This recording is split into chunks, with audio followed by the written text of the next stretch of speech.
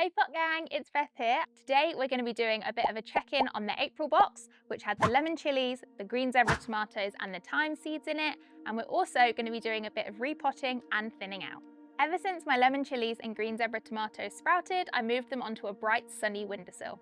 When it comes to watering, with the green zebra tomatoes I aim to keep their compost slightly moist, and with the lemon chilies I let the compost dry out completely and then water them so that they get back to slightly moist.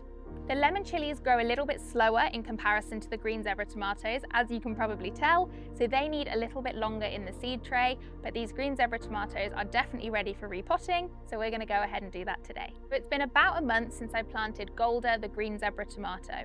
As soon as she sprouted and her head popped up, I took the propagator lid off and she's been growing very happily.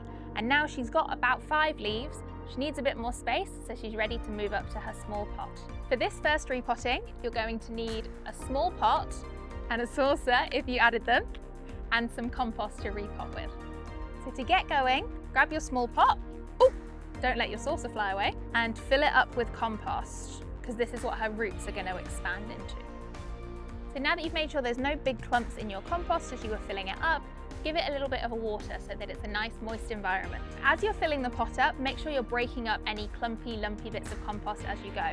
And before Golda can go in, we're going to give it a water because her roots will struggle to take hold if the environment that we put her into is too dry. My compost is already pretty wet, so I'm not going to water her, but just check yours and decide if you need to or not.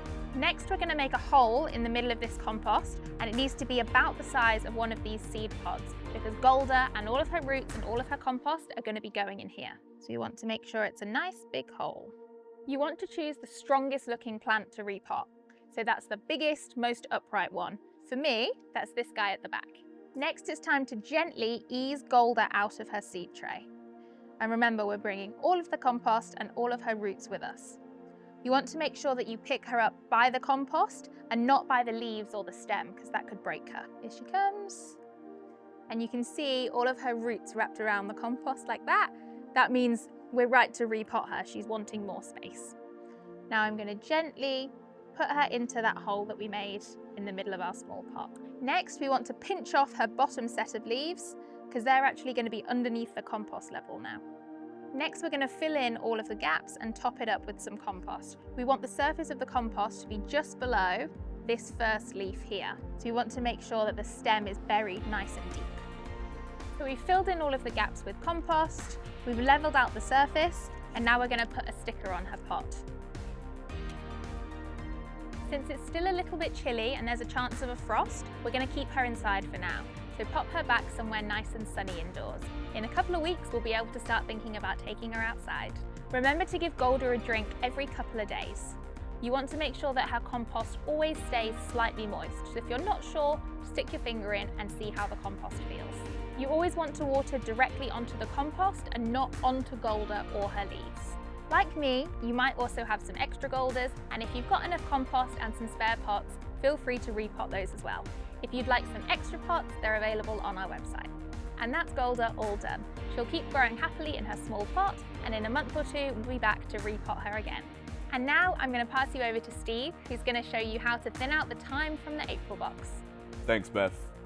Yes, Pot Gang, it's Steve here, and today we're going to be thinning out Terence, the thyme from April's box. Now, it's been a month since we last planted him, and as you can see, he's grown really nicely, but we need to thin him out to just 4 strong shoots. So I'm looking for the weak, spindly ones. We want to pull them out. And I'll be gentle with them because we can repot them elsewhere. Now, this does seem harsh, I know, but this is so that we get really strong yields out of Terence. Now, if yours are really close together like mine, don't worry. It's fine. Just try and gently pull out